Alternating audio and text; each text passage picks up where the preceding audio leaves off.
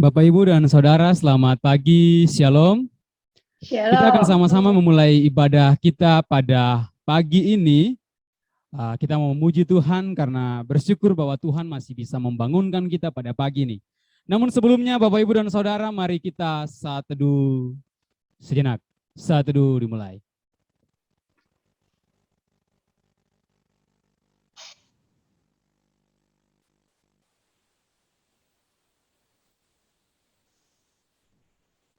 Saat teduh selesai. Kita akan sama-sama mengangkat satu pujian untuk mengawali ibadah kita pada pagi ini. Kita akan sama-sama mengatakan bahwa jaminan mulia hanya kita dapatkan di dalam Kristus Yesus karena Dia telah mati dan menebus dosa kita. Mari kita angkat pujian ini bersama-sama. Jaminan mulia.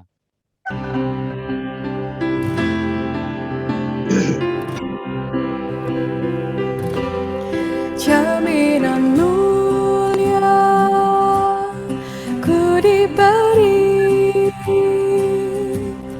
karena Yesus milikku abadi, ahli warisnya yang ditebus dan yang dibasuh darah kudus. Aku nyanyikan, aku sembah Juru Selamatku,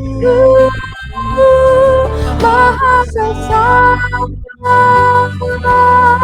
Aku nyanyikan, aku sembah Juru Selamatku, Maha Besar.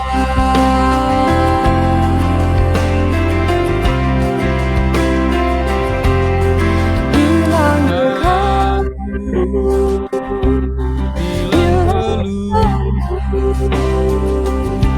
Aku serahkan hidupku, bisikanlah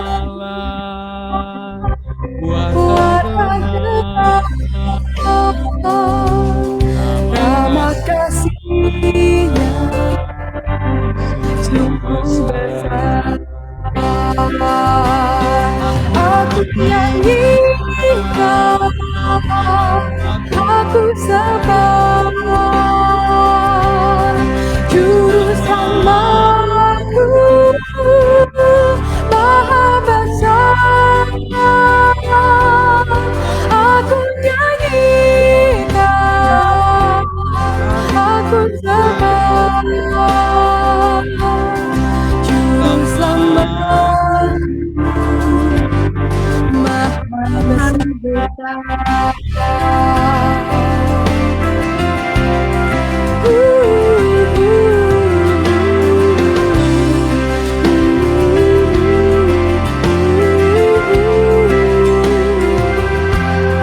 Aku serahkan diriku dalam Tuhanku, hatiku teguh sambil menunggu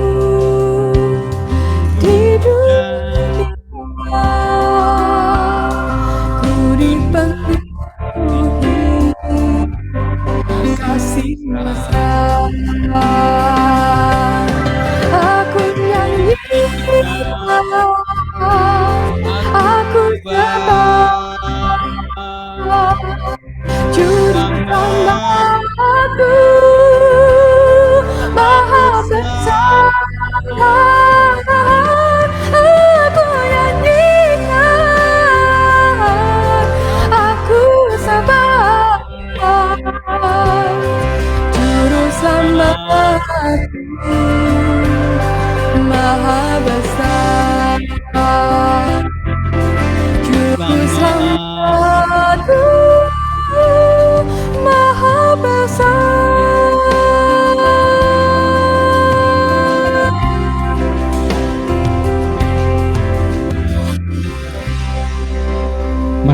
Kita sama-sama tundukkan hati kita dan pikiran kita menghadap Tuhan dalam doa.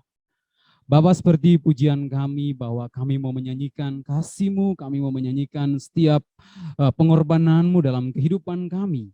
Engkau besar dalam hidup kami.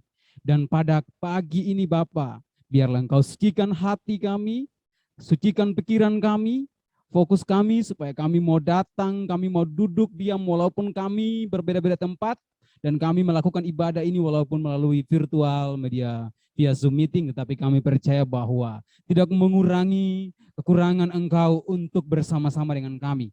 Kami percaya bahwa Engkau ada di setiap sekeliling kami, bahkan Engkau ada di setiap sisi kami pada pagi ini Bapa.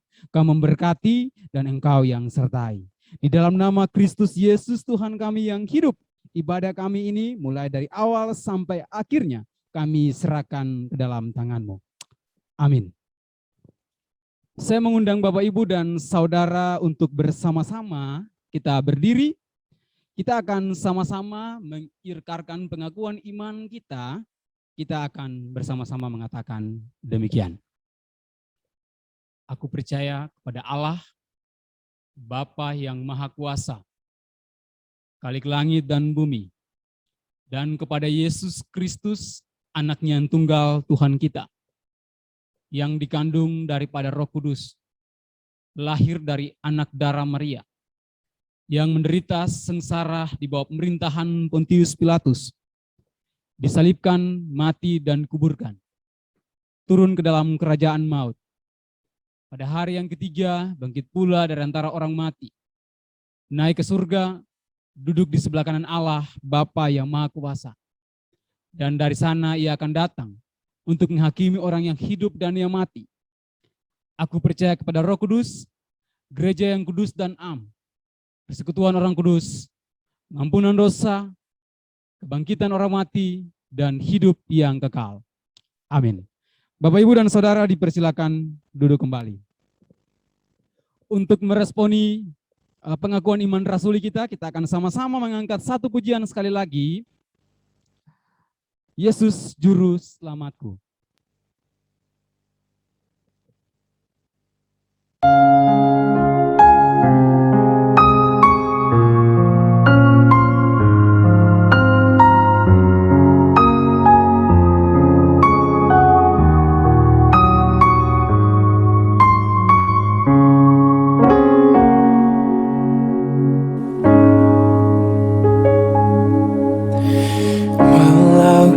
Harus berjalan dalam lembah kekelaman, perlindungan-Mu, oh Tuhan, nyatalah bagi hidupku. Tiada pernah sedetik pun, tiada pernah Kau tinggalkan. Sungguh mulia dan sempurna, hanya Kau layak disembah. Yesus, Engkau Juru Selamatku, dalam janji-Mu kemenanganku.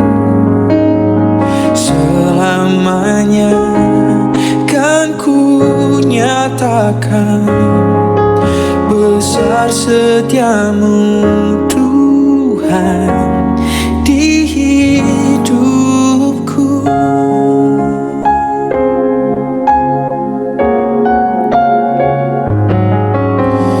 Walau ku harus berjalan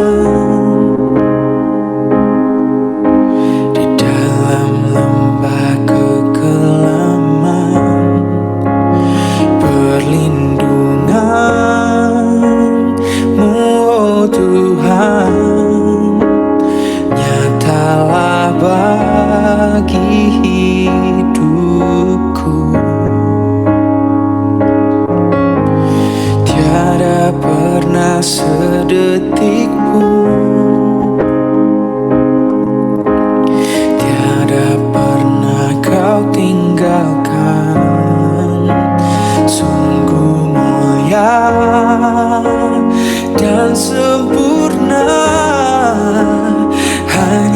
Kau layak disembah. Yesus, Engkau juru selamatku. Dalam janji-Mu kemenanganku selamanya kan ku nyatakan. Besar setiamu Tuhan di hidupku.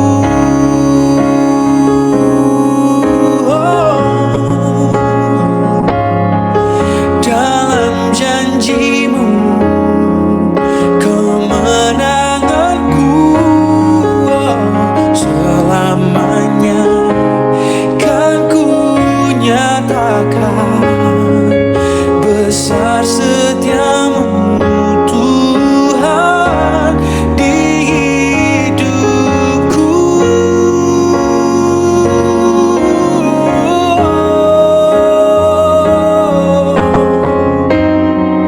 Besar setiamu, besar setiamu.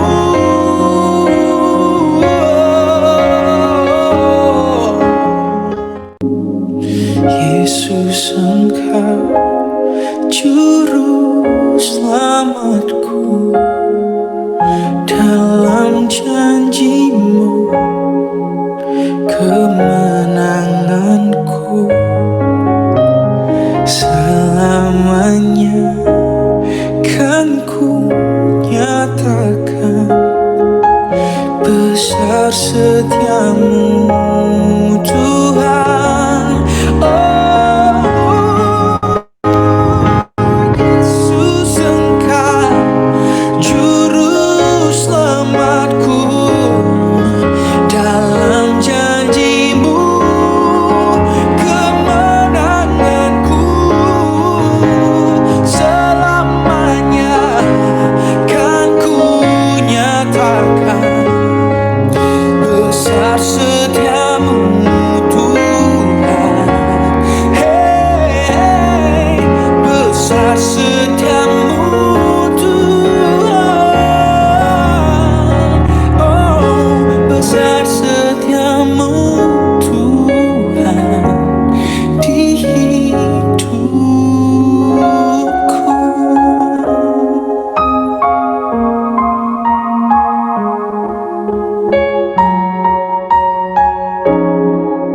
Bapak Ibu dan Saudara, biarlah pujian ini menjadi satu iman kita bahwa kita tidak pernah melupakan kasih setia Tuhan, dan kita mau menyatakan bahwa Tuhan selalu besar dalam hidup kita.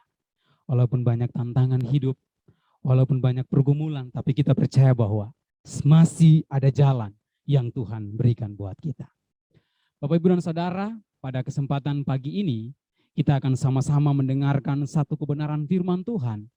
Tetapi sebelum kita mendengarkan kebenaran firman Tuhan, saya mengajak kita sekali lagi mengangkat satu pujian yang berjudul Karena Salib-Mu Kami Hidup. Karena salib Kristus kita menang, dan karena salib Kristuslah kita ada sampai. Mari kita angkat pujian ini sama-sama.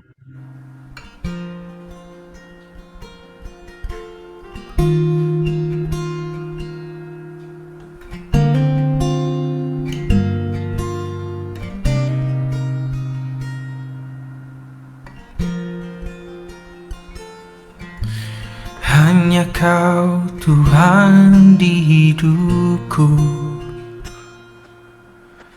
Kau berikan hidup yang baru. Darah-Mu menyucikan, pulihkan hatiku. Ku nyatakan Kaulah segalanya. Engkaulah sumber pengharapan. Kuasa-Mu sanggup menyembuhkan. Jiwaku pun berserah hanya kepada-Mu. Yesus, Engkaulah segalanya. Karena salibmu ku hidup, karena salibmu ku menang. Engkau yang berkuasa, sanggup untuk melakukan mujizat-Mu di hidupku.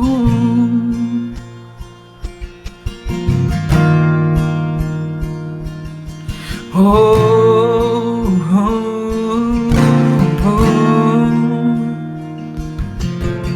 Engkaulah sumber pengharapan, kuasa-Mu sanggup menyembuhkan.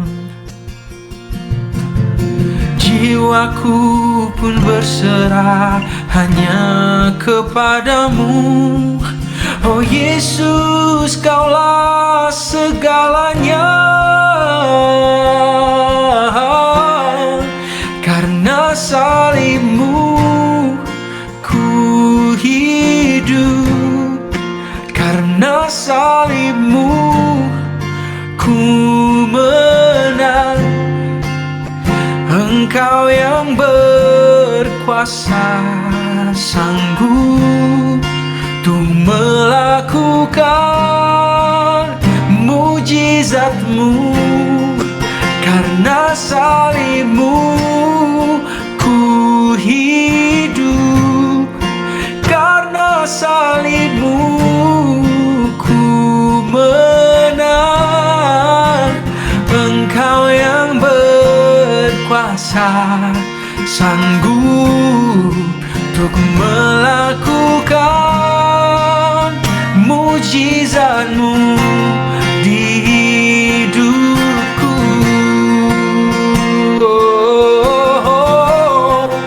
Karena salibmu ku hidup, karena salibmu ku menang. Engkau yang berkuasa, sanggup untuk melakukan mujizat-Mu, Tuhan. Karena salib-Mu ku hidup, karena salib-Mu ku menang. Engkau yang berkuasa, sanggup untuk melakukan mujizat-Mu di hidupku. Kepada Ibu Pendeta Chong Sekyun, saya persilakan. Ya, Bapak Ibu, dalam kesempatan ini saya juga ingin mengucapkan terima kasih kepada segenap hamba Tuhan, majelis yang telah mengundang dan memberikan kesempatan untuk saya melayani dalam ibadah pagi hari ini. Mari sebelum kita bersama-sama membaca dan merenungkan firman Tuhan hari ini, kita akan berdoa. Allah Bapa yang mengasihi kami, terima kasih untuk kasih Tuhan buat kami. Terima kasih untuk karya salib-Mu yang telah memungkinkan kami diperdamaikan dengan Engkau, yang memungkinkan kami juga boleh bersama-sama datang beribadah kepada Tuhan, memuji, menyembah-Mu, bahkan belajar dari kebenaran firman-Mu. Ya Tuhan, kiranya Engkau yang menolong setiap kami, sucikan, kuduskan diri kami. Ya Allah Roh Kudus, tolong kami supaya kami bisa belajar, mengerti kebenaran-Mu dan melakukannya dalam kehidupan kami sehari-hari dengan baik. Kami juga bersyukur kalau hari ini kami diberikan kesempatan mengambil bagian di dalam perjamuan kudus. Kami mohon Tuhan juga yang menolong kami lewat kesempatan ibadah, lewat belajar firman Tuhan dan mengambil bagian dalam perjamuan kudus ini. Kami boleh terus diingatkan hidup di dalam kasih Tuhan dan hidup sebagaimana Tuhan mau. Kami menyerahkan waktu pembacaan dan perenungan firman-Mu pagi ini ke dalam tangan Tuhan yang berkuasa. Dalam nama Tuhan Yesus kami berdoa. Amin. Ya, Bapak Ibu sudah dikasihi Tuhan, tema yang diberikan kepada saya pagi hari ini terambil dari 1 Korintus 15 ayat 50 6 sampai dengan 58 dengan tema jaminan kemerdekaan. Mari kita akan membuka Alkitab kita akan bersama-sama membaca 1 Korintus 15 ayat 56 sampai dengan ayatnya yang ke-58. 1 Korintus 15 ayat 56 sampai dengan ayatnya yang ke-58. Demikian bunyi firman Tuhan. Sengat maut ialah dosa, dan kuasa dosa ialah hukum Taurat.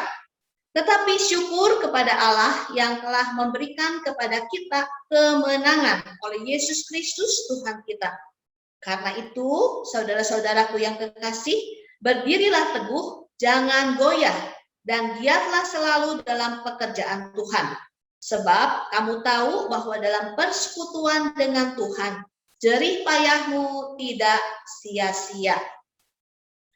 Bapak Ibu, saya dikasihi Tuhan, thanatofobia. Ya, ini adalah sebuah gejala psikologis yang menghinggapi orang-orang yang mengalami ketakutan terhadap kematian. Ya, nah ada orang-orang yang takut mengalami kematian karena beberapa hal. Pertama, mungkin pernah punya pengalaman atau trauma masa lalu. Mungkin mereka pernah mengalami bencana alam, pernah mengalami kecelakaan atau penyakit yang menyebabkan atau hampir menyebabkan kematian. Ya, baik mereka maupun mungkin orang-orang terdekat mereka. Nah, thanatofobia juga bisa disebabkan karena ketakutan seseorang itu karena apa? Karena ajaran-ajaran religius atau ajaran-ajaran agama yang mereka dengar, ya. Yang berbicara tentang surga, tentang neraka, tentang kehidupan setelah kematian. Karena mereka nggak tahu nih apa yang akan terjadi ya setelah kematian, atau kita nggak ngerti manusia apa yang terjadi kehidupan setelah kematian, ini membuat ada orang-orang yang begitu takut mengalami kematian. Karena itu tidak heran Bapak Ibu, sejak zaman dulu kita melihat ada begitu banyak orang berupaya bagaimana ya caranya supaya panjang umur, bagaimana ya supaya terhindar dari kematian, bagaimana ya supaya bisa memperlambat kematian ini. Ya, kalau Bapak Ibu tahu ada kisah legenda tentang Raja Gilgamesh dari Sumeria, dia juga berusaha bagaimana menempuh perjalanan yang jauh mencari cara supaya dia bisa bertahan hidup, tapi kenyataannya tidak bisa.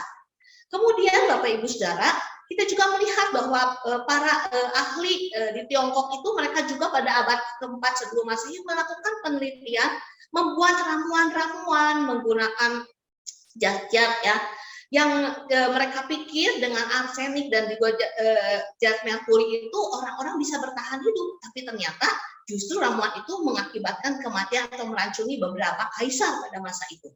Kemudian di abad pertengahan ada para ahli kimia yang berusaha menemukan cara bagaimana ya supaya emas itu bisa dimakan dan membuat orang bisa bertahan hidup. Kenapa mereka pikir gitu? Karena emas itu kan logam mulia ya, biasanya tidak habis gitu. Jadi mereka berpikir mungkin dengan itu orang bisa bertahan hidup, tapi kenyataannya juga tidak menolong. Bahkan seiring dengan perjalanannya waktu, para ahli biologi, ahli genetika, mereka juga berusaha melakukan berbagai cara, menemukan cara bagaimana supaya sel-sel dalam tubuh ini bisa lebih lambat menua, ya bagaimana supaya mereka bisa menambah kehidupan, memperpanjang umur. Tapi Bapak Ibu sudah dikasihi Tuhan, kesimpulan yang mereka temukan di dalam semua penelitian yang dilakukan memberikan kenyataan bahwa upaya apapun yang telah dilakukan tidak bisa memperpanjang umur hidup manusia, tidak bisa menambah kehidupan panjang, membuat manusia bertahan di dalam kehidupan ini gitu ya. Jadi mau nggak mau manusia cepat atau lambat akan mengalami kematian. Nah, Bapak Ibu saya dikasih Tuhan, selama ada kehidupan di dunia ini, setiap orang bisa dan harus mengalami kematian, cepat ataupun lambat. Orang tua, anak muda, bayi, orang kaya, orang miskin, semua akan menghadapi dan kenyataan akan mengalami kematian. Nah, saya dikasih Tuhan, ada banyak orang berusaha bagaimana ya caranya supaya bisa bertahan hidup, supaya tidak mengalami kematian itu. Kan begitu mereka berupaya segala cara. Ya, nah tetapi Bapak Ibu sudah dikasih Tuhan, apapun cara yang dilakukan tidak bisa membuat manusia bertahan sehingga tidak mengalami kematian. Dan kalau berbicara tentang ketakutan terhadap kematian, bagaimana mengatasi kematian? Tentu kita tidak bisa menyelesaikannya dengan ramuan-ramuan, dengan operasi plastik dan sebagainya. Tetapi justru kita harus mencari apa ya yang menjadi penyebab dari kematian itu. Apa sih yang menjadi penyebab kematian? Nah, Bapak Ibu sudah dikasih Tuhan, penyebab kematian adalah dosa. Ya, saudara, dosa inilah yang menjadi penyebab kematian. Oleh sebab itu, kalau berbicara tentang mengatasi kematian, maka harusnya yang diatasi, yang diselesaikan adalah masalah dosa.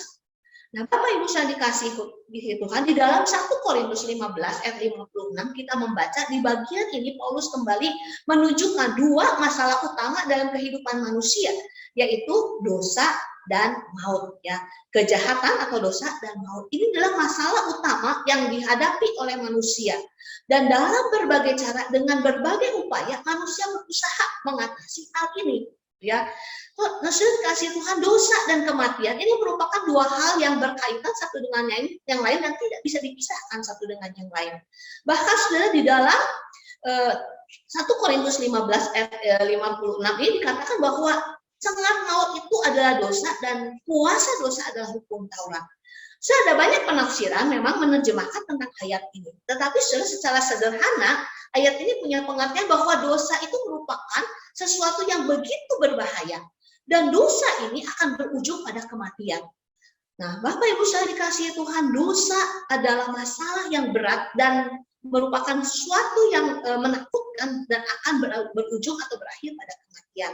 Lalu apa hubungannya dengan hukum Taurat? Ya, nah Bapak Ibu sudah dikasih Tuhan, hukum Taurat memang diberikan pada awalnya kepada bangsa Israel sejak zaman Perjanjian Lama. Hukum Taurat ini diberikan, saudara, bukan atau tidak bisa menyelesaikan masalah dosa. Hukum Taurat ini diberikan juga tidak bisa menutupi masalah dosa yang memang sudah ada di dalam kehidupan manusia. Justru hukum Taurat itu membuat orang mengerti, orang tahu apa yang dinamakan dosa. Justru ketika bertemu atau berhadapan dengan hukum Taurat, orang jadi tahu apa yang salah, apa yang tidak seharusnya dilakukan. Ya, nah Bapak Ibu saya dikasih Tuhan, karena itu hukum Taurat tidak bisa membuat atau menyelesaikan dosa, tetapi justru hukum Taurat membuat orang mengetahui apa itu dosa. Nah Bapak Ibu saya dikasih Tuhan, tapi ini tidak berarti sebelum ada hukum Taurat manusia tidak berdosa, tidak berarti seperti itu. Kalau kita membaca dalam Roma 5 ayat 13 dikatakan sebab sebelum hukum Taurat ada, telah ada dosa di dunia. Jadi sebelum ada hukum Taurat di dunia ini juga sudah ada dosa, ya. Tapi dosa itu tidak diperhitungkan kalau tidak ada hukum Taurat, ya. Apa sih maksudnya gitu ya? Nggak ngerti. Nah, Bapak Ibu Saudara, saya akan mencoba memikirkan atau menggambarkan ini dengan contoh yang semoga bisa membuat kita paham gitu ya. Nah, Bapak Ibu Saudara, misalnya saya ini punya kebiasaan kalau ke sekolah itu harus suka datangnya jam 9 misalnya ya. Saya ini pelajar. Kalau pergi mau belajar ke sekolah tuh saya suka datang seenaknya, datang jam 9 lah, jam 10, pokoknya mah asal saya datang aja. Ya kan? Nah, walaupun sebetulnya mungkin sekolah itu udah dimulai dari jam 7 jam 8 tapi saya datang jam 9, jam 10 nggak akan terima sanksi karena nggak ada aturannya. Dan di sekolah tuh belum menetapkan peraturan. Tapi kalau sekolah udah menetapkan peraturan nih, sekyun kalau sekolah itu ya semua siswa juga harus masuknya jam 7 pagi. Jadi kalau saya harusnya datang jam 7 pagi aturannya, tapi saya datangi jam 8, jam 9 udah telat kan?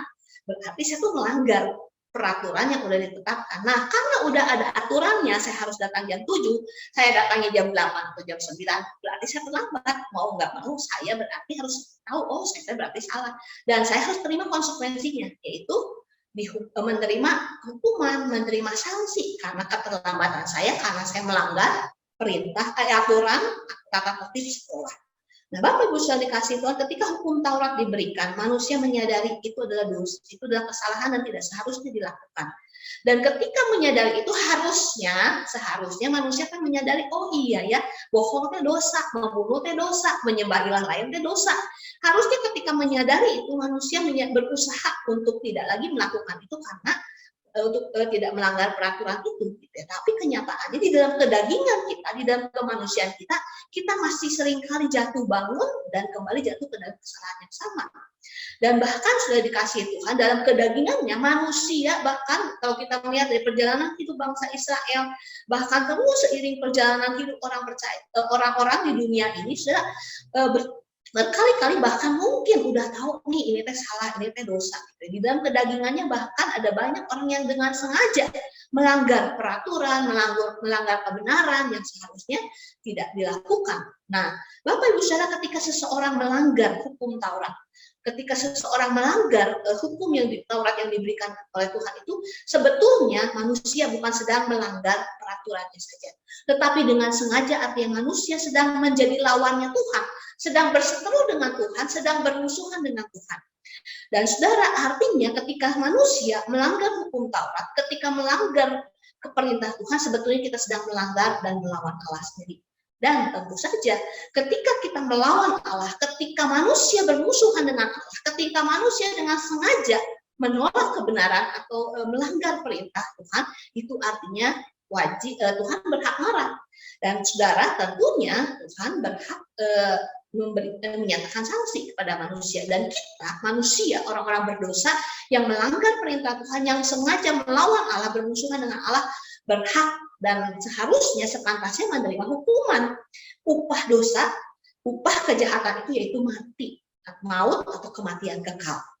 Nah, Bapak Ibu Saudara dikasihi Tuhan, kebenaran ini memberitahukan kepada kita bahwa ketika hukum Taurat diberikan, hukum Taurat pun tidak bisa menyelesaikan masalah dosa.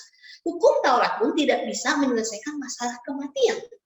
Nah, kalau begitu gimana dong? Ya, kalau manusia punya masalah dengan dosa, dengan maut, bahkan ketakutan menghadapi kematian, bagaimana kita menyelesaikan masalah ini?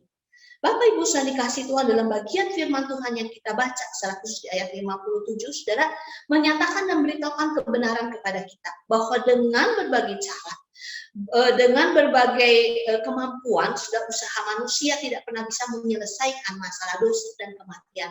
Hanya lewat pengorbanan Kristus di kayu salib. Hanya pengorbanan Kristus di kayu salib, kematiannya di kayu salib, dan kebangkitannya membuktikan dan memberikan kemenangan yang sesungguhnya.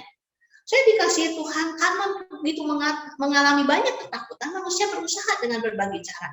Berbuat baiklah, memberikan persembahan lah, mungkin juga melakukan ibadah-ibadah menurut versi manusia, gitu ya. Mungkin juga berbuat kebaikan menurut versi itu. Dan ada begitu banyak orang di dunia dalam berbagai kepercayaan apapun melakukan berbagai upaya supaya bisa mengatasi kematian, mengatasi dosa, dan mengalami kemenangan serta bisa mendapatkan kehidupan yang di surga, kehidupan yang kekal setelah mengalami kematian ini, setelah mengalami kematian di dunia ini. Tetapi Bapak Ibu Saudara, semua itu tidak pernah bisa menyelesaikan masalah dosa, tidak bisa membuat seseorang mendapatkan hidup kekal yang seharusnya. Hanya lewat pengorbanan Kristus di kayu salib, kematiannya Saudara membuktikan bahwa dia sudah menanggung hukuman dosa yang seharusnya kita terima. Kematiannya di kayu salib membuktikan bahwa dia mewakili kita menanggung menerima hukuman dosa itu. Dan kebangkitannya membuktikan bahwa dia berhasil menang mengatasi maut, menang mengatasi kematian. Karena itu Bapak Ibu Saudara dikasihi Tuhan, lewat karya Kristus di salib, Saudara, masalah dosa bisa diselesaikan. Masalah dosa bisa dituntaskan. Lewat karya Kristus di kayu salib, ketakutan manusia terhadap kematian juga berhasil diatasi.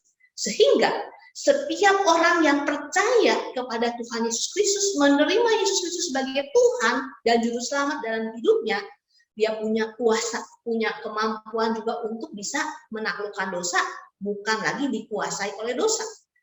Dia mempunyai benih ilahi, dia memiliki kekuatan kuasa dari Tuhan sendiri yang sudah menang terhadap dosa itu, sehingga dengan itu juga bisa belajar untuk menaklukkan dan mengalahkan dosa. Dan Saudara, lewat karya Kristus di kayu salib, Saudara, ketakutan manusia akan dosa, akan kematian sesungguhnya sudah tidak ada lagi. Karena apa? Karena setiap orang yang percaya kepada Tuhan Yesus Kristus sudah pasti setelah kehidupan ini akan mendapatkan kehidupannya kekal bersama-sama dengan Tuhan Yesus Kristus. Saya dikasihi Tuhan, inilah kebenaran yang memberikan jaminan, memberikan kepada kita sebuah pengharapan bahwa sudah di tengah pergumulan manusia, ketakutan manusia atau masalah manusia yang utama dalam hal dosa maupun kematian, di dalam Tuhan Yesus Kristus masalah utama manusia ini sudah bisa diselesaikan. Ketika Kristus mati di kayu salib dan bangkit, karya salib Kristus itu memungkinkan masalah dosa dan masalah kematian ini diselesaikan bersama-sama dengan dampak atau akibatnya.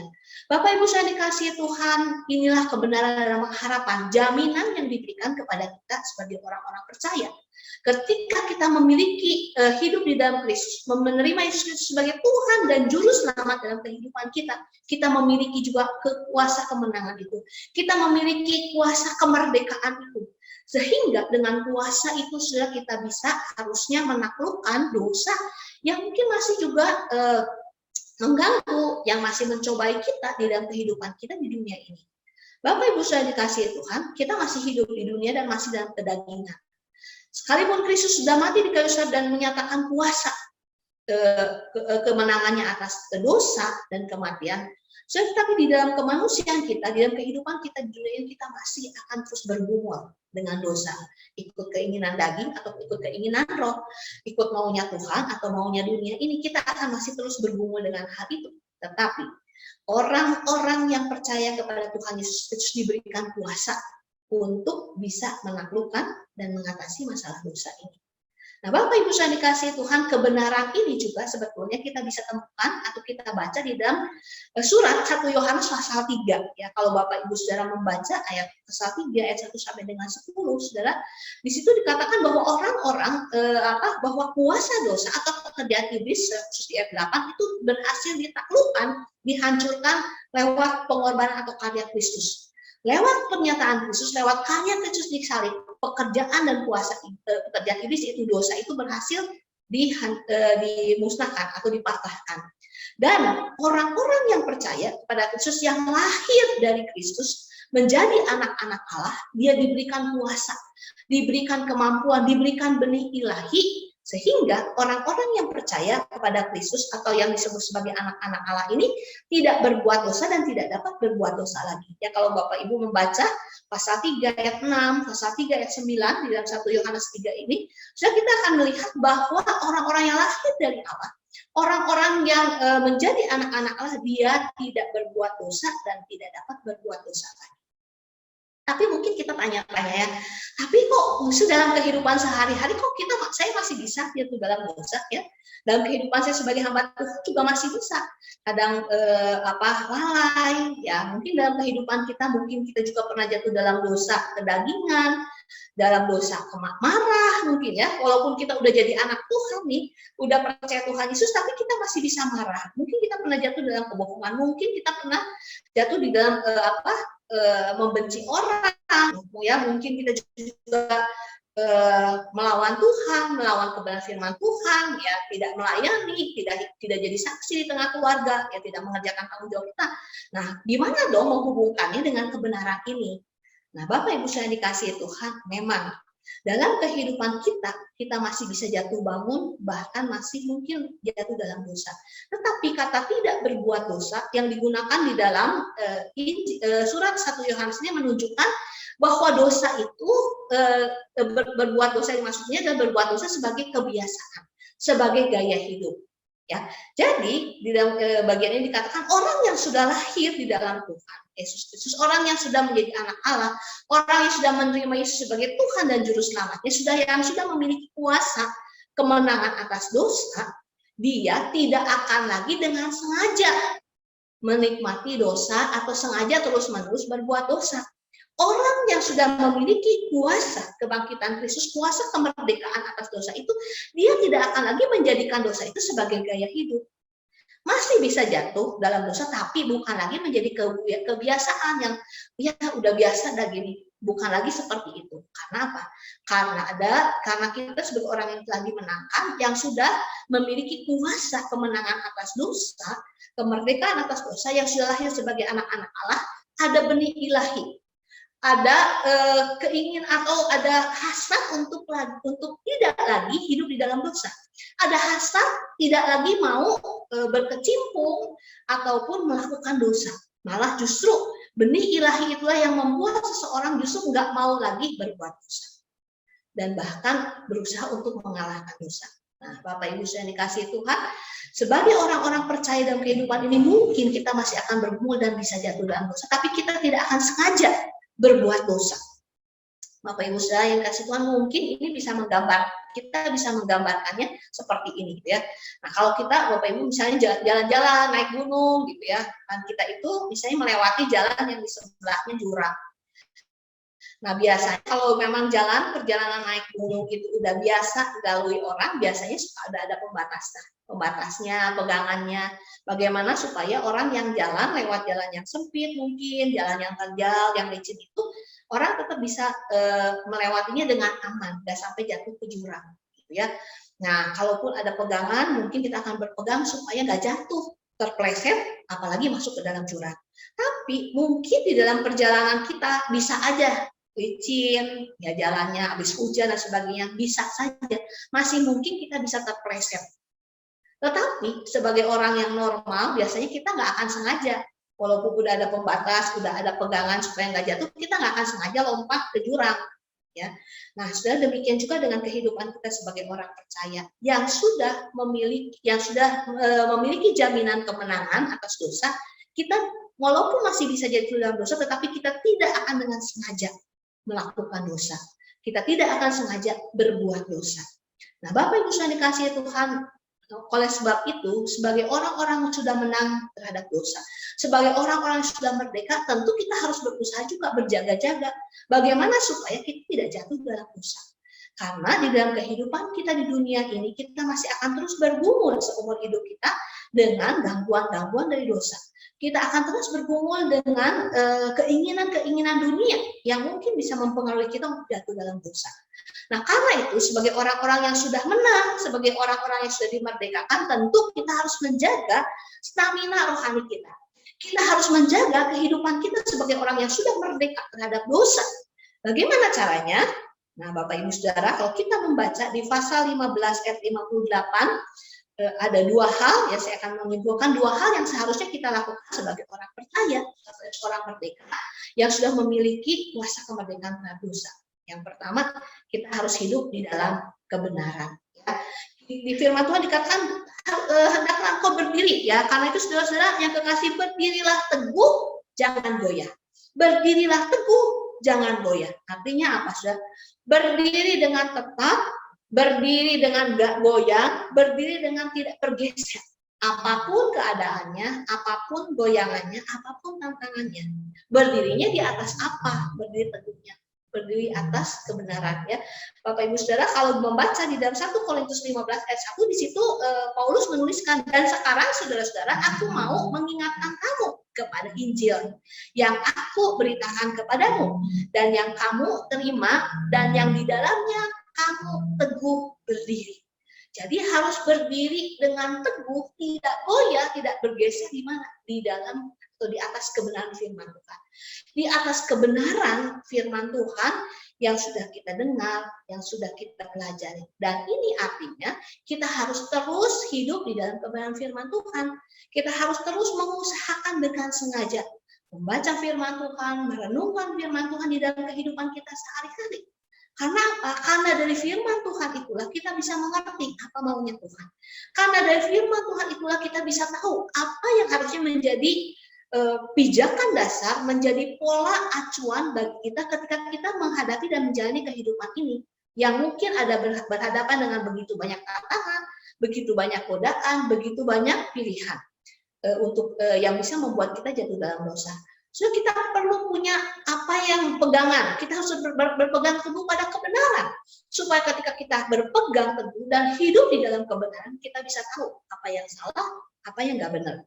Dan saudara, dengan itu kita bisa dengan berani, dengan tegas juga putus hubungan dengan dosa. Tidak bermain-main lagi dengan dosa.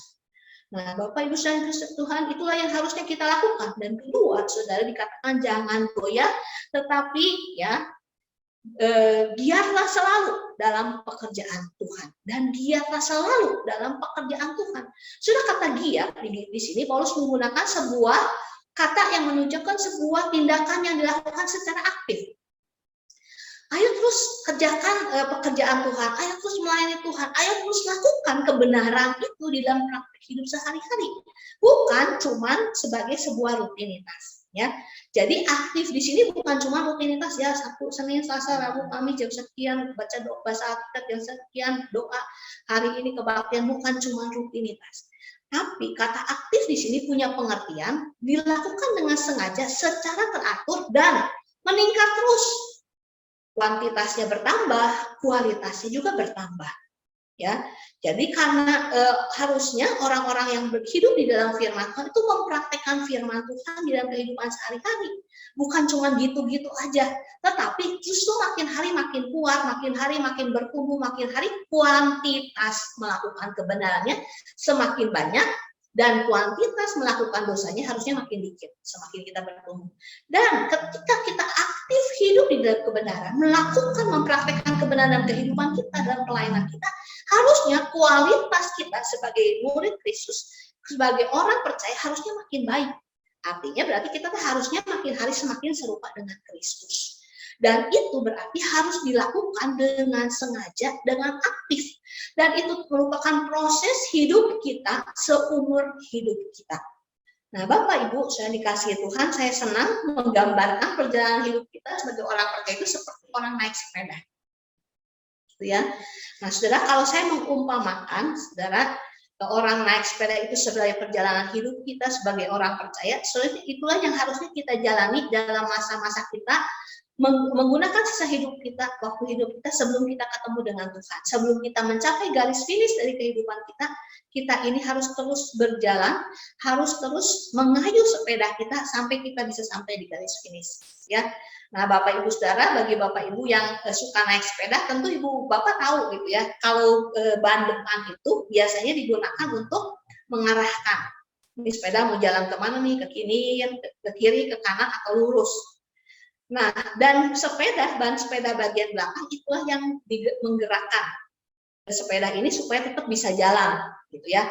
Nah, Bapak Ibu sudah dikasih Tuhan, kalau saya mencoba mengaplikasikan atau mengilustrasikan sepeda ini dengan dua hal yang kita harus lakukan sebagai orang percaya, sebagai orang merdeka, sudah saya mengumpamakan ban depan itu sebagai hidup di dalam kebenaran firman Tuhan, ya.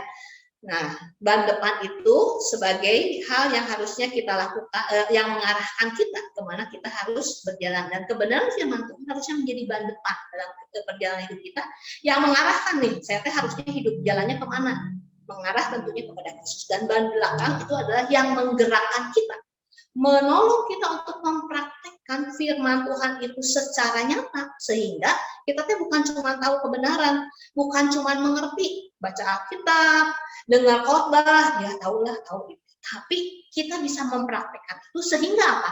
Sehingga perjalanan hidup kita sebagai orang merdeka, sebagai orang percaya maju, ya nggak gitu-gitu aja.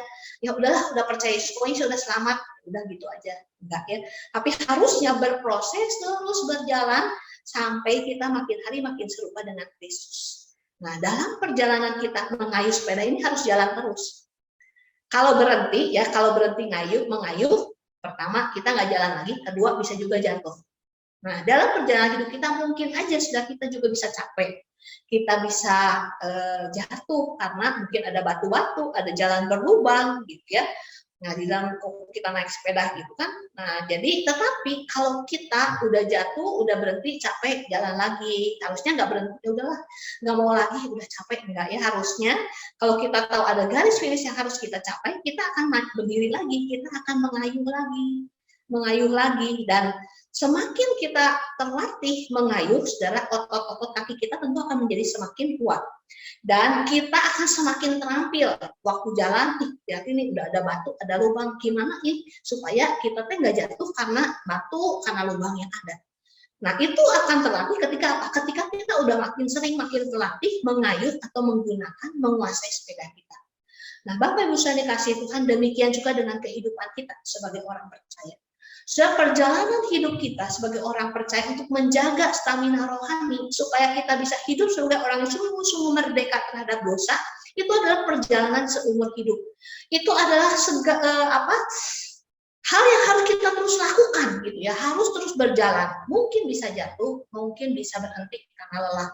Tetapi itu kita harus bangkit lagi dan terus berjalan supaya makin hari sudah kita kualitas kerohanian kita, kehidupan kerohanian kita bisa semakin bertumbuh, semakin serupa dengan Kristus, semakin kuat dalam menghadapi situasi tantangan apapun. Dan semakin kita bertumbuh, kualitas kita semakin serupa dengan Kristus, harusnya kebencian kita terhadap dosa makin bertambah.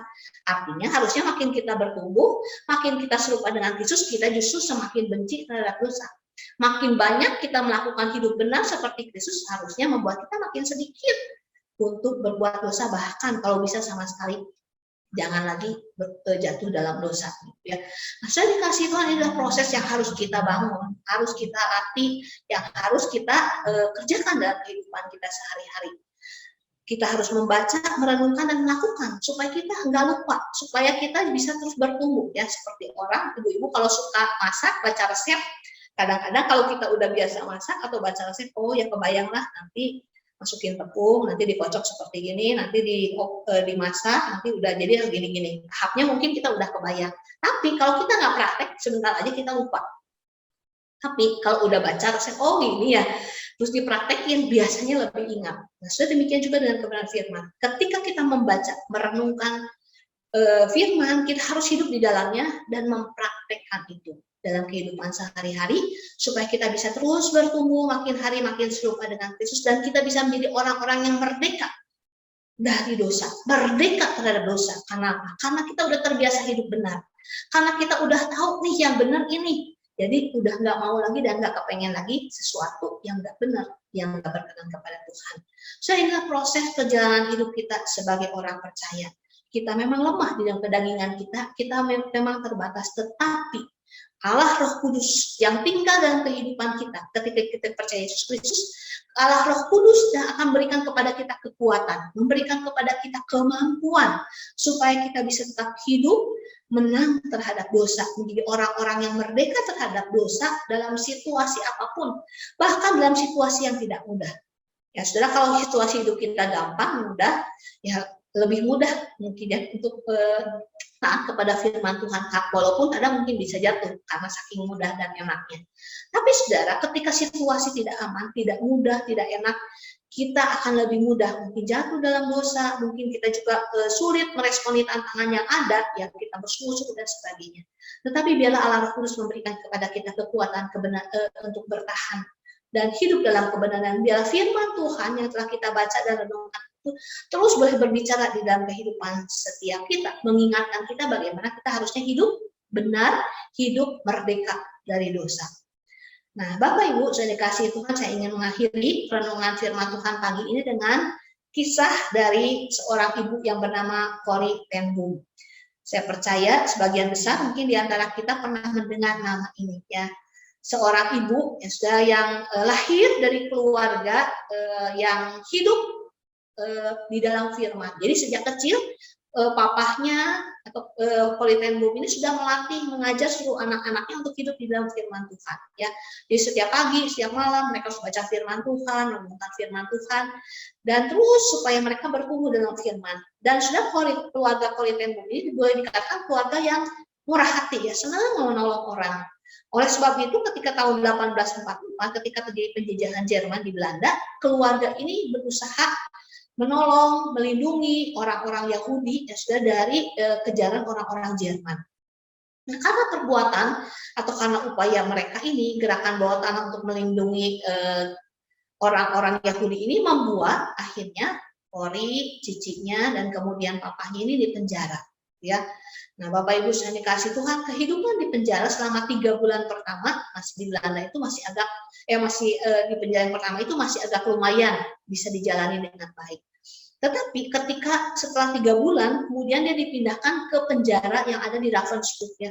Sebuah penjara yang menakutkan, sebuah kamp konsentrasi yang sangat menakutkan, di mana di situ tempatnya banyak kejam, gitu. Tentaranya begitu kejam, mencambuk, memukul, tempat penjaranya banyak kotor, ya banyak cuak dan sebagainya. Bahkan saudara, kekejaman yang dilakukan itu tidak manusiawi gitu ya. Nah, Bapak Ibu sudah dikasih Tuhan, sebagai orang yang mengasihi Tuhan dan hidup benar di dalam Tuhan, yang hidup terus berpegang pada firman Tuhan, Kori ini selalu membawa Alkitab ya kemanapun dia pergi, termasuk ke dalam masa-masa penjara. Bahkan saudara bersyukur ketika ada pemeriksaan dia masih bisa menyimpan Alkitab ini, dan Alkitab yang dia selama di penjara itu yang menolong dia untuk terus belajar firman Tuhan, belajar kebenaran, dan punya pengharapan di tengah masa sulit untuk tetap bisa hidup benar gitu ya. Dan bahkan saudara, firman Tuhan yang hidup, harapan-harapan di dalam Kristus yang hidup dalam hidupnya itu juga yang dia bagikan kepada sesama wanita yang berada di dalam kamp konsentrasi gitu ya.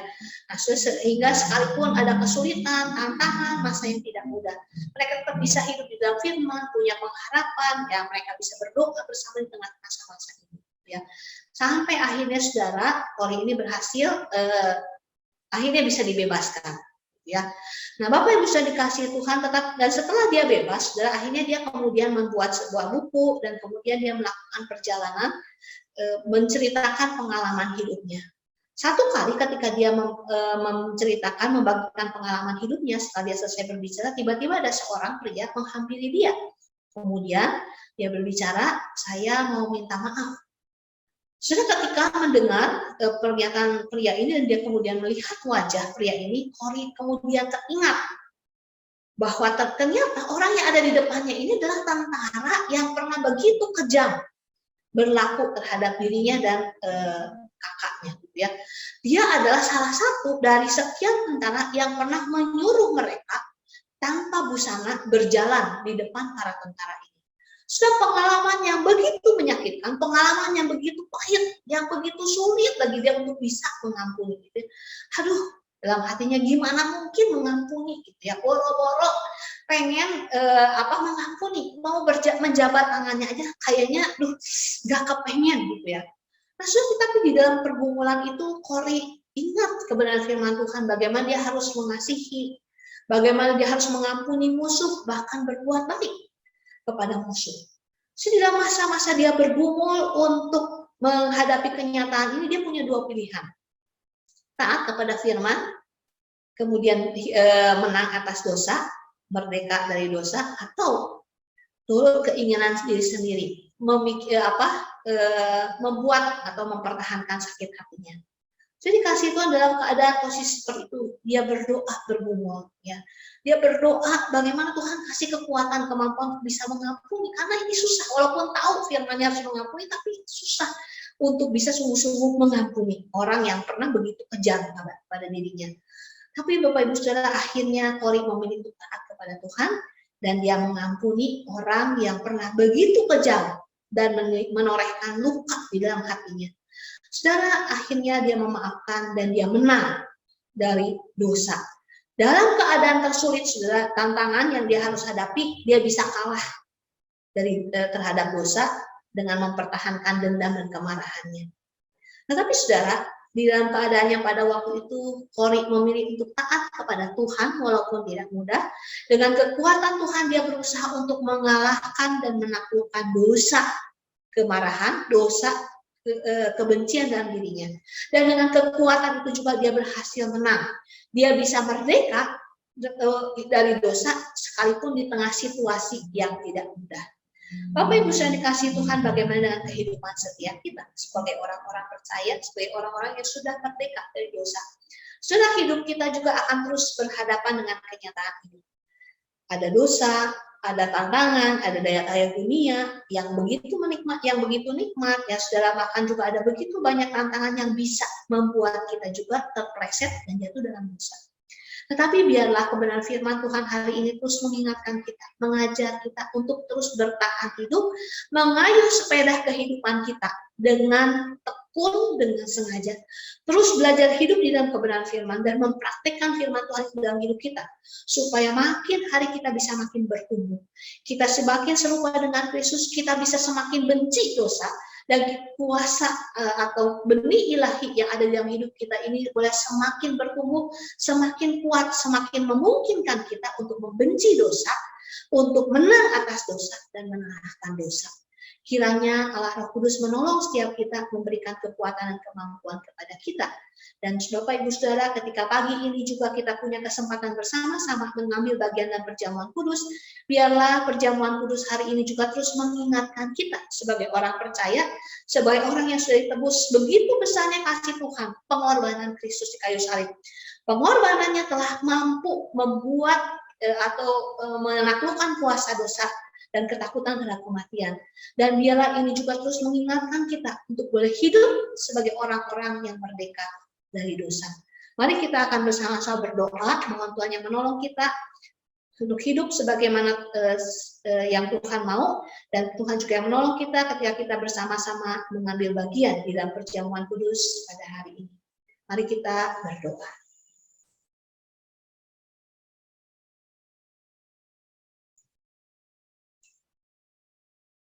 Bapak Ibu Saudara yang kasih Tuhan, saat ini saya juga memberikan kesempatan bagi setiap kita untuk bersama-sama mengambil waktu pribadi. Mungkin ada dosa, ada kesalahan, ada hal-hal yang tidak sesuai dengan kehendak Tuhan yang telah kita lakukan selama waktu-waktu ini. Mari kita mengambil waktu, mohon Tuhan yang mengampuni dosa-dosa kita, menyucikan kita, melayakkan kita, untuk boleh menghadap meja perjamuannya dan mengambil bagian di dalam perjamuan kudus pada hari ini.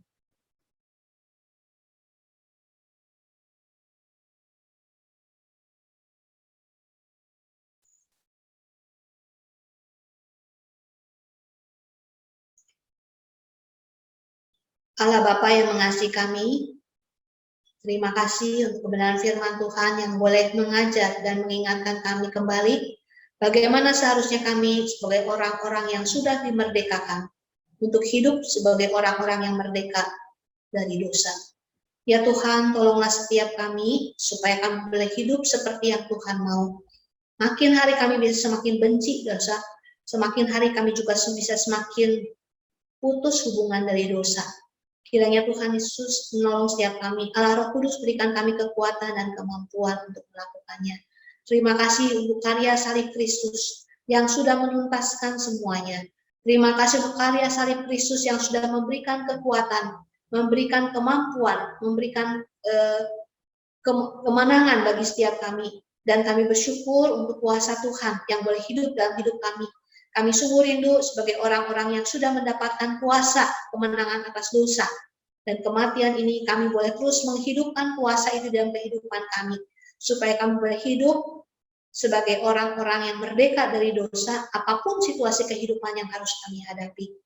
Pagi hari ini kami mengucap syukur, kami boleh diberikan kesempatan bersama-sama untuk mengambil bagian dalam perjamuan kudus. Kami rindu perjamuan kudus ini mengingatkan kami akan kasih Tuhan dan karya Tuhan yang besar yang sudah Tuhan berikan buat kami. Dan melalui perjamuan kudus ini kami diingatkan untuk memperbaharui hidup kami, memperbaharui komitmen kami, supaya kami bisa hidup lebih baik, lebih sesuai dengan kehendak Tuhan, dan lebih mengasihi Tuhan. Ya Tuhan, biarlah Tuhan yang menolong setiap kami. Dalam nama Tuhan Yesus kami berdoa. Amin.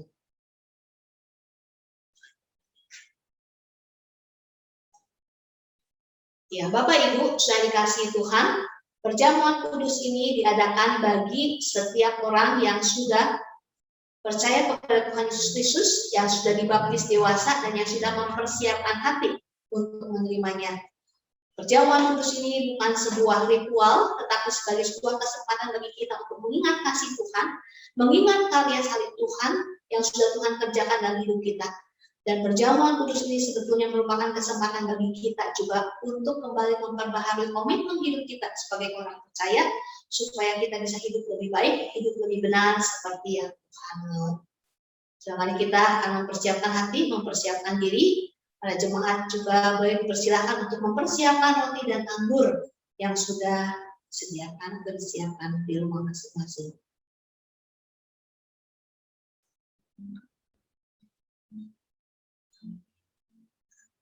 Saudara, pada malam ketika Tuhan Yesus diserahkan, Ia mengambil roti, mengucap syukur atasnya dan memecahkannya serta berkata, "Inilah tubuhku yang diserahkan bagi kamu. Perbuatlah ini sebagai peringatan akan aku." Lalu ia mengambil cawan sesudah makan dan berkata, cawan ini adalah perjanjian baru yang dimateraikan oleh darahku.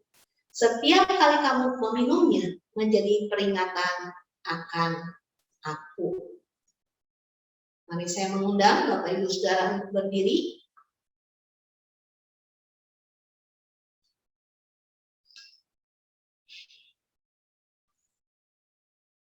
Nah, kita akan bersama-sama mengangkat roti. Roti ini melambangkan tubuh Kristus yang telah dipecahkan untuk pengampunan dosa-dosa kita. Marilah kita menerimanya.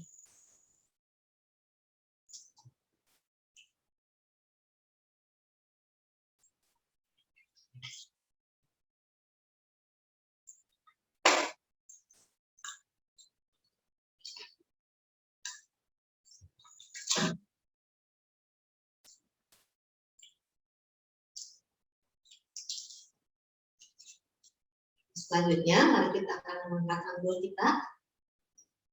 Anggur ini melambangkan darah Kristus yang telah dicurahkan untuk pengampunan dosa-dosa kita.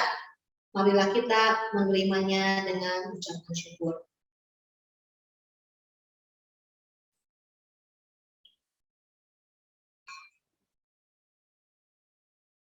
Sebab setiap kali kamu makan roti ini dan minum dari cawan ini, kamu memberitakan kematian Tuhan sampai Ia datang. Amin. Ini doa syukur perjamuan kudus, mohon kesediaan Bapak Stephenson untuk memimpin kita di dalam doa. Kami bersyukur kami boleh diberikan kesempatan untuk boleh bersama-sama ambil bagian dalam perjamuan kudus pada pagi hari ini ya Tuhan. Kiranya melalui perjamuan ini sekali lagi kami boleh diingatkan akan salib Tuhan, akan pengorbanan Engkau ya Tuhan Yesus bagi setiap kami yang berdosa, yang harusnya binasa. Kami bersyukur oleh karena pengorbanan-Mu, oleh karena kasih-Mu ya Tuhan, kami boleh beroleh anugerah keselamatan, yaitu hidup yang kekal. Terima kasih Bapa di surga, kami bersyukur untuk waktu dan kesempatan yang Tuhan boleh beri buat kami dan boleh mengikuti akan perjamuan pada pagi hari ini. Demi nama Tuhan Yesus, Juru Selamat kami yang hidup, kami berdoa. Amin. Bapak, Ibu, dan Saudara, saat ini kita akan sama-sama memberikan persembahan syukur kita. Kita akan sama-sama memberikan persembahan syukur kita, Bapak Ibu. Persembahan akan bagi Bapak Ibu yang mempunyai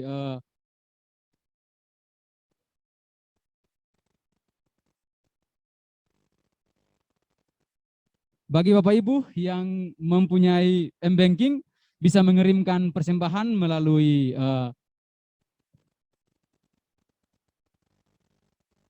transfer yang di layar Bapak Ibu yang sudah di-share. Dan bagi Bapak Ibu yang nggak punya bisa memberikannya di rumah Bapak Ibu, dikumpulin, nanti kalau ada waktu baru bisa membawakan ke gereja. Ya, kita akan sama-sama memberikan persembahan kudus, persembahan syukur dengan angkat satu pujian. Syukur kepada Tuhan, syukur dengan segenap hati. Give thanks with a grateful heart. Give thanks to the Holy One. Give thanks because He's given Jesus Christ, His Son. Dengan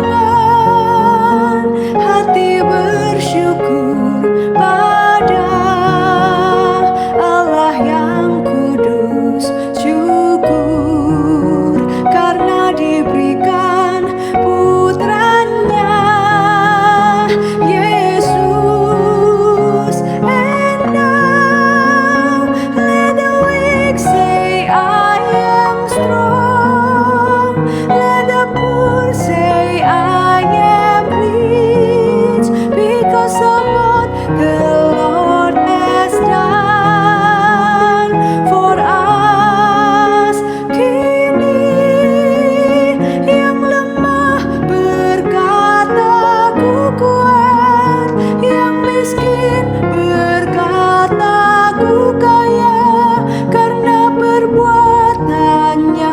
pada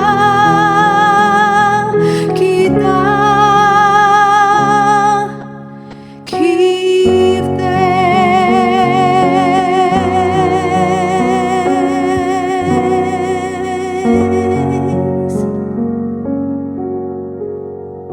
Kita berdoa.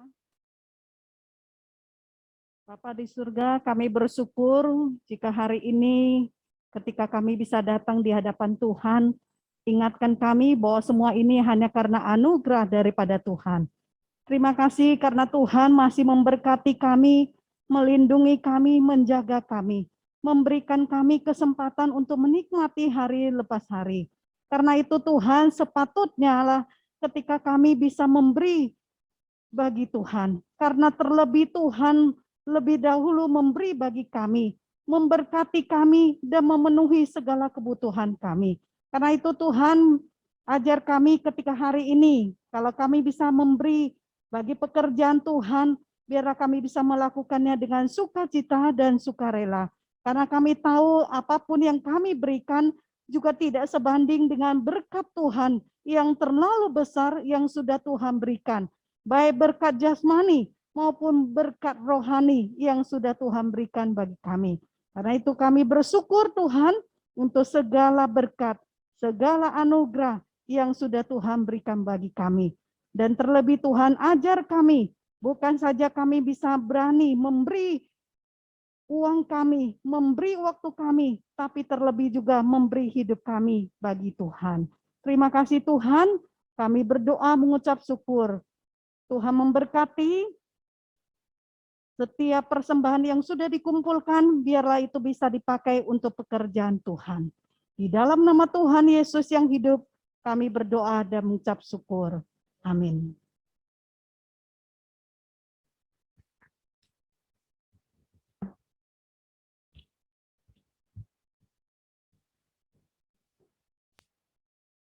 Shalom Bapak Ibu dan Saudara sekalian. Kita akan bersama-sama mendengarkan beberapa pengumuman pada pagi hari ini. Bapak Ibu, minggu depan tanggal 15 Agustus yang akan datang, ibadah kita masih diadakan secara online ya, seperti yang kita lakukan pada pagi hari ini. Dan minggu depan kita akan merenungkan tema tentang bagaimana kita merdeka dari dosa pikiran yang akan dilayani oleh Evangelis Regan Elton Silawange. Baik, selanjutnya Bapak Ibu dan Saudara sekalian, kami juga mau mengingatkan kepada Bapak Ibu Saudara sekalian bahwa setiap hari Minggunya jam 10 pagi ada ibadah teens atau sekolah minggu bagi anak-anak kita gitu ya. Ada ibadah sekolah minggu jam 10 pagi dan juga jam 10 pagi juga ada ibadah khusus untuk remaja ya, untuk remaja jam 10 pagi juga. Kami mengundang Bapak Ibu dan Saudara sekalian yang punya anak kecil maupun juga anak-anak remaja untuk boleh bergabung di dalam sekolah minggu dan juga remaja di GKKH ini. Baik, selanjutnya kami mengundang sekali lagi tak henti-hentinya bagi Bapak Ibu dan Saudara sekalian, jemaat sekalian, di masa-masa pandemi ini, mari kita boleh terus berdoa, mohon belas kasihan Tuhan untuk setiap kita dan juga bangsa bahkan dunia ini. Mari bergabung bersama-sama setiap hari Rabu, kita bersama-sama dalam persekutuan malam pujian dan doa setiap jam 6 sore ya, setiap Rabu. Dan pada hari Rabu ini pada tanggal 11 kami mengundang Bapak Ibu kita bersama-sama berdoa bersama-sama, memuji Tuhan bersama-sama walaupun melalui secara virtual begitu ya. Baik, selanjutnya Bapak Ibu, seperti yang telah diumumkan minggu yang lalu bahwa bulan Agustus ini kita telah memulai akan komsel kita ya, kita telah memulai komsel kita. Saya mengundang Bapak Ibu dan Saudara sekalian, mari bergabung bersama komsel-komsel yang ada, baik itu di dalam kaum wanita, baik di dalam komisi komsel pria, Bapak Ibu, dan juga ada komsel untuk pemuda, youth, dan juga untuk remaja. Kami mengundang Bapak Ibu yang belum terlibat dalam komsel-komsel ini untuk boleh ambil bagian bersama-sama dengan kita. Kita belajar firman belajar firman Tuhan bersama-sama. Kita mau bertumbuh secara rohani bersama-sama. Mari sekali lagi mungkin Bapak Ibu bisa menghubungi sekretariat gereja untuk informasi-informasi dari komsel yang ada ini. Lalu Bapak, Ibu, dan Saudara sekalian, ada satu berita duka cita, di mana pada hari Minggu tanggal 1 Agustus atau minggu yang lalu, telah dipanggil ke rumah Bapa di surga Ibu Lisinyo atau yang biasa kita kenal dengan Ibu Cynthia di usianya yang ke-74 tahun, dan jenazah telah dikremasikan pada hari Minggu yang lalu juga di krematorium di Cikadut. Hamba Tuhan dan majelis jemaat mengucapkan turut berduka cita, kiranya kasih dan kemurahan Tuhan yang memberikan penghiburan bagi keluarga yang ditinggalkan. Ya, selanjutnya Bapak, Ibu, dan Saudara sekalian bisa memberikan persembahan seperti yang tadi disampaikan. Bapak, Ibu bisa memberi melalui transfer atau scan QR yang ada di layar, maupun Bapak, Ibu yang tidak punya atau kesulitan di dalam digital memberikan persembahan bisa menyisihkan memberikannya di rumah. Nah, pada ada waktu boleh diberikan ke gereja.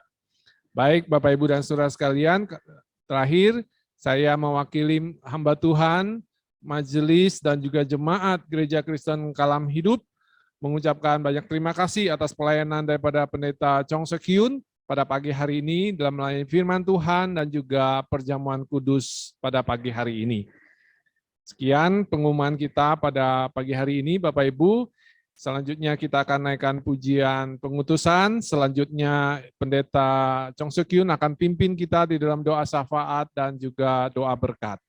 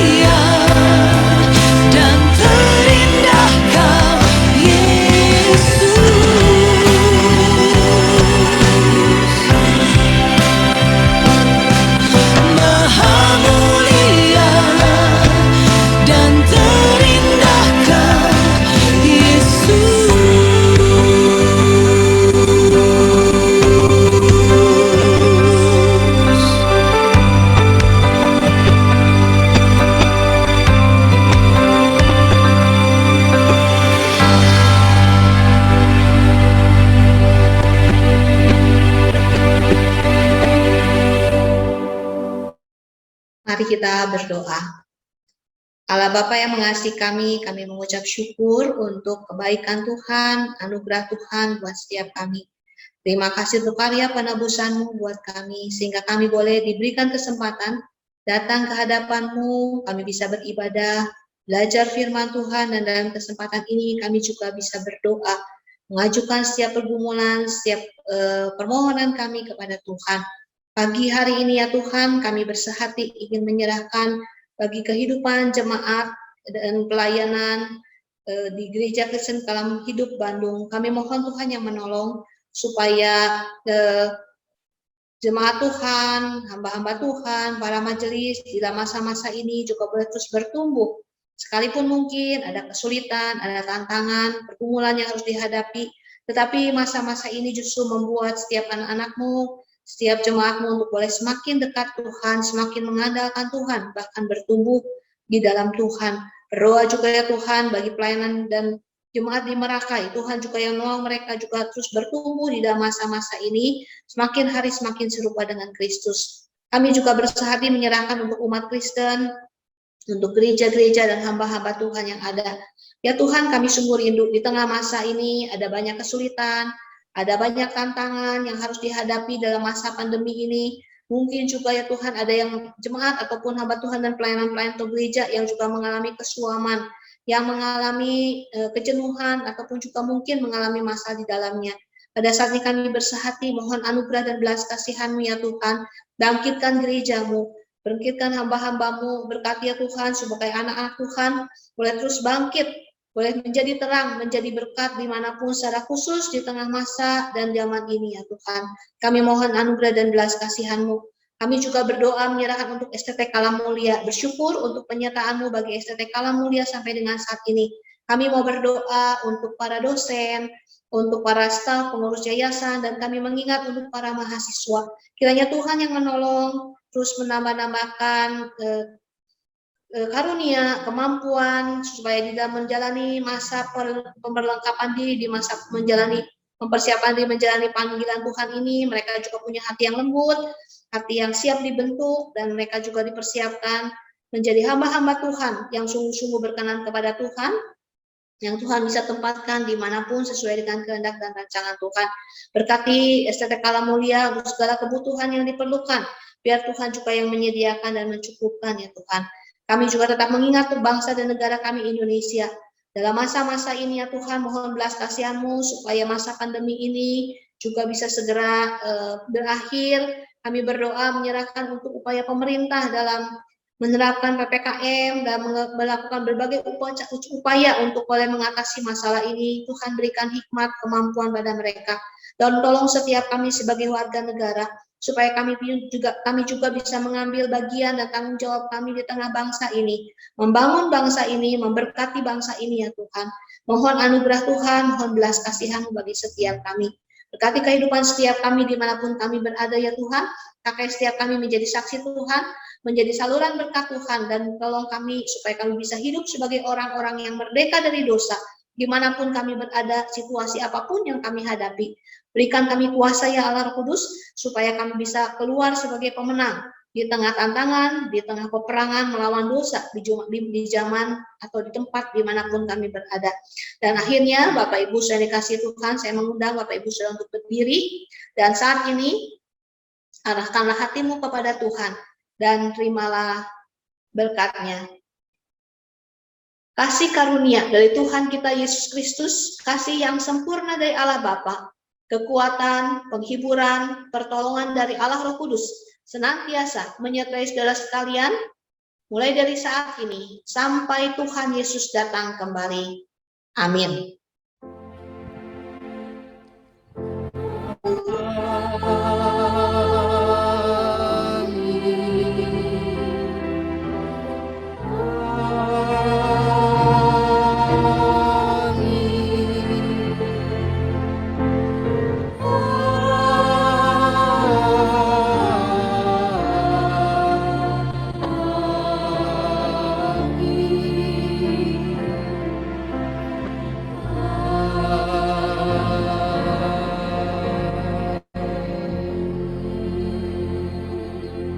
Bapak, Ibu, dan Saudara, ibadah kita pada pagi ini telah selesai.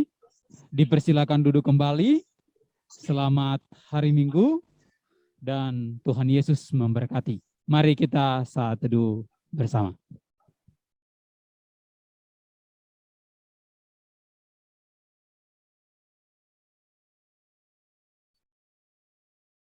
Saat teduh selesai, Bapak Ibu diharapkan jangan meninggalkan ruang Zoom meeting dulu, karena kita akan mengambil dokumentasi bersama.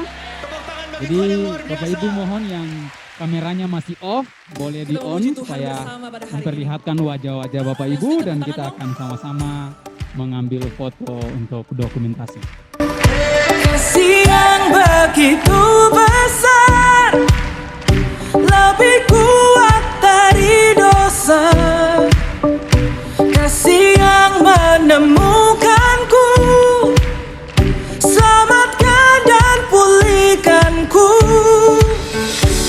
Ku naikkan syukurku, ku tak akan berhenti memuji, meninggikan nama-Mu selalu, menari, memuliakan-Mu, dibebaskan.